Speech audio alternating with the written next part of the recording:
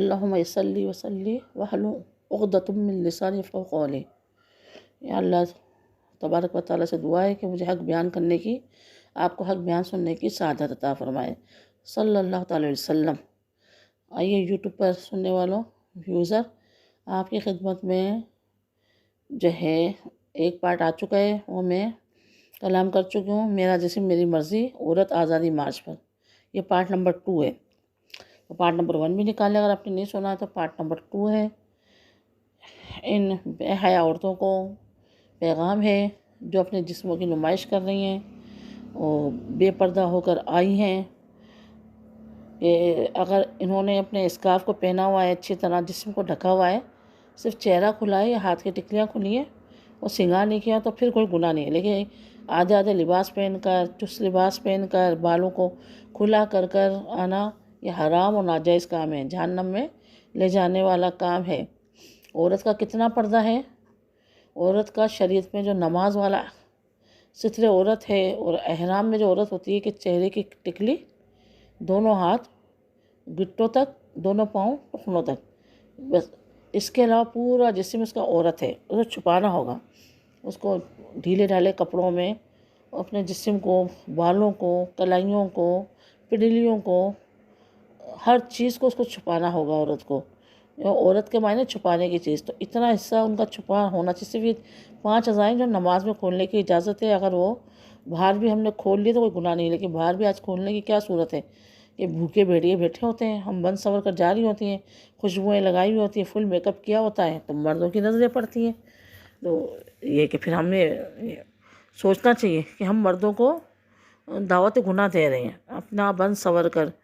اگر ہم نے چہرے پر اگر کر لیا ہے میک اپ وغیرہ، تو پھر اس کو چھپا کر جائیں، یہ نامحرم ہمارے چہرے کو دیکھ کر ان کو اٹریکٹ نہ ہو، نا ان کے دل میں ہلچل نہ ہو۔ حتیٰ کہ عورتوں کو تو یہاں تک حکم ہے کہ اپنی نعت خوانی کی آواز، ترنم اور لحن والی آواز بھی نامحرم کو نہ سنائیں، کہ ان کے دل میں ہلچل پیدا ہو کہ اتنی آواز اچھی ہے تو عورت کیسی ہوگی۔ یعنی پردے کے اندر بھی اس عورت کو منع ہے کہ اپنی لحن والی آواز، ترنم والی آواز مردوں کو نہ سنائیں۔ تو پھر چہرہ کھول کر جانا، بال کھلے کر کے جانا، یہ جسم کو نمائش کرنا کتنا گناہ، حرام اور ناجائز، جہنم میں لے جانے والا کام ہے یہ۔ تو میری پیاری بہنوں، یہ عورتوں نے حقوق دیے ہیں، اسلام نے عورتوں کو حقوق پہلے ہی دے دیے، برابری کے، مساوات کے حقوق دے دیے ہیں، کہ پہلے وراثت میں حصہ نہیں تھا، عورتوں کو مل گیا۔ پہلے جو ہے عورتوں کے ساتھ بہت برا سلوک کیا جاتا، نہیں 1 سال تک اس کی عدت ہوتی تھی، اور ایک ہی جوڑے میں عورت رہتی تھی، اور ایک کمرے میں اس کو بند کر دیا جاتا تھا۔ ہماری طرح نہیں کہ پورے گھر میں جائے، ہمیں پورے گھر میں اس کو آزادی سے اجازت ہے، اگر اس کا خود کا گھر ہے، اوپر نیچے گھر ہے، تو وہ پورے اوپر نیچے جا سکتی ہے۔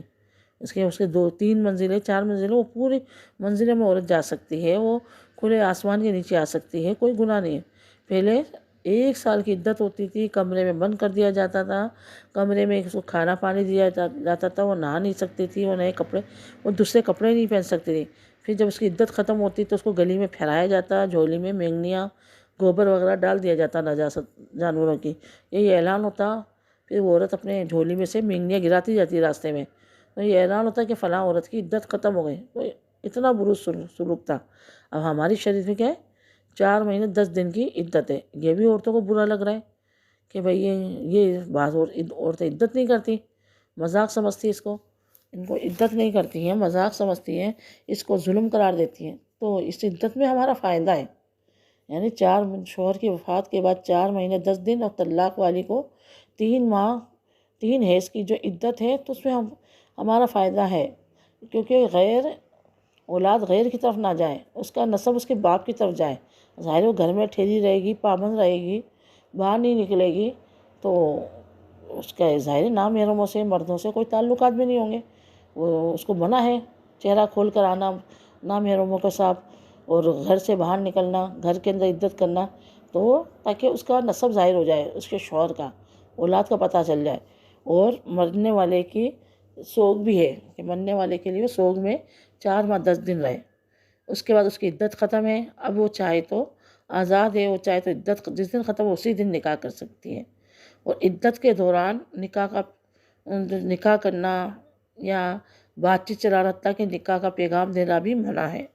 ٹھیک ہے، کسی کو پسند ہے دل میں رکھ لے کہ فلانی کو بہو بناؤں گی، فلاں سے میں شادی کروں گا، تو جب اس کی عدت ختم ہو جائے اس کے بعد اس کو نکاح کا پیغام دے، یہ پیغام دینا بھی منع ہے۔ تو ہمارے آقا علیہ الصلوۃ والسلام نے اتنی عورتوں کو عزت عطا فرمائی، اتنا ان کا احترام اور تکریم فرمائی ہمارے آقا علیہ الصلوۃ والسلام نے۔ آئیے کچھ ہم سنتے ہیں 1400 سال پہلے والے واقعے پر ہم غور و فکر کرتے ہیں کہ وہ رحیم شفیق کریم آقا، جب ان کو پتہ چلتا کہ بھی بیٹیوں کو زندہ درگور کر دیا جاتا ہے تو آپ نے ان کو سمجھایا، صحابہ کرام کو، جب وہ ایمان لے آئے کہ نہیں عورتوں کی عزت کرو، بیٹیاں پیدا ہو تو بیٹوں کے ساتھ بیٹیوں کی بھی خوشی مناؤ، بیٹا نعمت ہے، بیٹی رحمت ہے، کہ نعمت پر حساب ہے اور رحمت پر کوئی حساب نہیں ہے۔ تو بیٹی کو ہمارے آقا علیہ الصلوۃ والسلام نے گھر کی رحمت بنا دیا۔ ایک صحابی رضی اللہ تعالیٰ عنہ آئے، شاید عبد الرحمن بن عوف تھے، یہ مکے کے سردار تھے، بہت امیر و کبیر صحابی تھے، اور ان کی چلتی تھی، یہ شروع سے ہی بہت مالدار تھے، بعد میں ایمان لے آئے تھے۔ تو آقا علیہ الصلوۃ والسلام کی خدمت میں حاضر ہو کر کہنے لگے یا رسول اللہ، زمانہ جاہلیت میں، یعنی ایمان لانے سے پہلے زمانے میں مجھ سے بہت بڑا گناہ ہوا۔ میرے آقا علیہ الصلوۃ والسلام نے فرمایا رب بڑا شفیق ہے، وہ گناہوں کو معاف کروا دیتا ہے۔ تو وہ کہنے نہیں، میرا گناہ بہت بڑا ہے۔ میرے آقا یہ کہتے رہے کہ رب کی بارگاہ میں توبہ کرو، رب معاف کرنے والا ہے، لیکن وہ کہہ رہے مجھ سے بہت بڑا گناہ ہوا یا رسول اللہ۔ میں کون سا گناہ ہو یا رسول اللہ؟ میری بیوی امید سے تھی، تو میں سردار تھا مکے کا، میرے حکم پر جب لڑکیاں پیدا ہوتی ان کو قتل کر دیا جاتا، زندہ زمین میں گاڑ دیا جاتا۔ میں نے اپنی بیوی سے کہا بیٹی ہو جائے تو اسے مار دینا۔ میں باہر تجارتی غرض سے دوسرے ملک جا رہا تھا، اور میں نے اپنی بیوی کو حکم دیا اگر بیٹی ہو جائے تو مار دینا، بیٹا ہو تو زندہ رکھنا۔ پھر میں 1-2 سال کے بعد جب گھر پہ آتا ہوں تو میری بیٹی پیدا ہوئی ہوتی ہے، میری بیوی مارتی نہیں ہے، میری بیٹی میرے قدموں سے لپٹ جاتی ہے، بابا بابا توتلی زمانے مجھ سے مخاطب ہوتی ہے، بابا بابا کہتی ہے۔ میں اپنی بیوی کا غضبناک ہوتا ہوں، یہ تم نے کیا کیا؟ وہ میرے ہاتھ جوڑتی ہے، پاؤں پڑتی ہے، کہنے یہ میرے لخت جگر ہے، مجھ سے گناہ نہیں ہوا، مجھ سے ہی پاپ نہیں ہوا، میں نہیں مار سکی۔ میں غصے میں ہو گیا کہ میں مکے کے، مجھے بیٹی پر مہمونی صورت سے پیار تو آ رہا تھا، بہت پیاری تھی میں یا رسول اللہ میری بیٹی، لیکن میں نے کہا میں مکے کا سردار ہوں، لوگ کیا کہیں گے کہ ہماری بیٹیوں کو تو مروا دیا، خود کی بیٹی زندہ رکھے، وہ میری ناک ہے، میری آن ہے، میری شرمندہ ہو جاؤں گا لوگوں کے سامنے۔ میں نے اپنی بیٹی کو لیا، میری بیوی میرے ہاتھ جوڑتی رہی، پاؤں پڑتی رہی، لیکن میں اپنی بیٹی کو لے کر چلا گیا۔ پورے راستے میری بیٹی مجھ سے تتلی زبان میں باتیں کرتی جا رہی تھی۔ بابا، وہ خوش تھی کہ بابا کے ساتھ میلہ دیکھنے جا رہی ہے۔ میرے میلے جھیلے ہوتے تھے بچوں کے لیے، جھولے وغیرہ کھانے پینے کی چیزیں ہوتی تھی، وہ خوش تھی بابا کے ساتھ گھومنے جا رہی ہے۔ وہ پورے راستے توتلی زبان میں اے میرے آقا مجھ سے باتیں کرتی جا رہی تھی۔ جب جنگل آیا میں نے گڑھا کھودنا شروع کر دیا، وہ اپنے ننھے ہاتھوں سے میرے ساتھ مٹی نکال رہی تھی، اس کے کپڑے مٹی میں اڑ گئے، اور جب وہ گڑھا کھد گیا تو میں نے یا رسول اللہ اس اپنی بیٹی کو گڑھے میں دھکا دے دیا، اس میں مٹی ڈالنا شروع کر دی۔ آقا اس کا یا رسول اللہ، وہ اپنے ننھے ہاتھوں سے مٹی جھاڑ رہی تھی اور قبر میں رو رہی تھی، وہ کہہ رہی تھی بابا مجھے نہیں مارو، بابا مجھے باہر نکالو، بابا مجھے یہاں سے باہر نکالو۔ یا رسول اللہ صلی اللہ علیہ وسلم، مجھے اس پر ترس نہیں آیا، مجھے اپنی عزت کی آن کی پڑی تھی۔ میں نے اپنی بیٹی کو اپنے ہاتھوں سے زندہ قبر میں ڈال دیا، اور میرے حکم پر کئی بچوں کو ڈالا گیا۔ میرے آقا شفیق و رحیم آقا کے آنکھوں سے آنسو جاری ہیں، وہ صحابی بھی رو رہے ہیں، میرے آقا بھی رو رہے ہیں۔ میرے آقا نے اللہ کی بارگاہ میں ان کے لیے دعا فرمائی،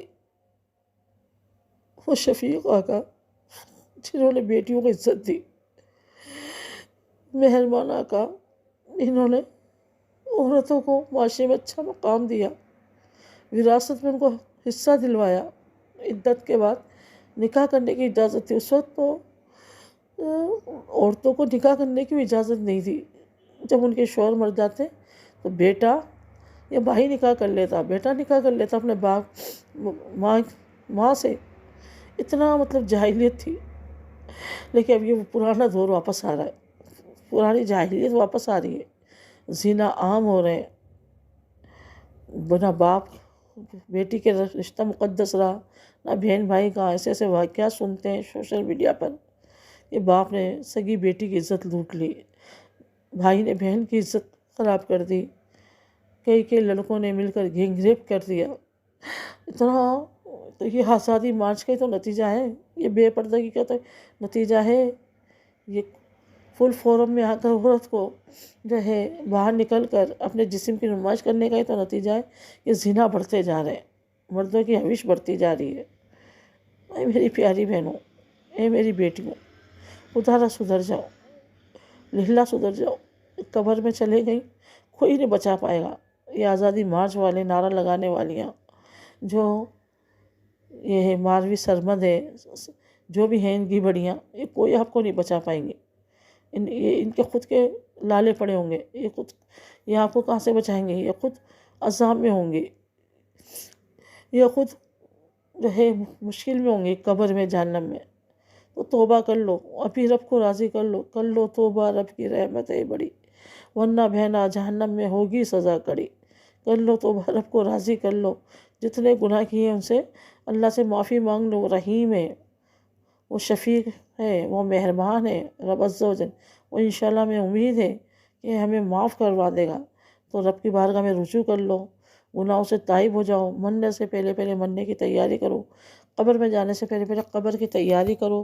ایسا نہ ہو کہ یہ سارا مارچ وغیرہ یہیں رہ جائے اور ہمیں اندھیری قبر میں اتار دیا جائے۔ اللہ سے دعا ہے کہ ہماری بچیوں کو، بہنوں کو عقل سلیم عطا فرما، انہیں حیا کی چادر عطا فرما، اور ان کو اپنے جسم کی نمائش کرنے سے بچا۔ آمین آمین بجاہ النبی الامین، وما علینا الا البلاغ المبین۔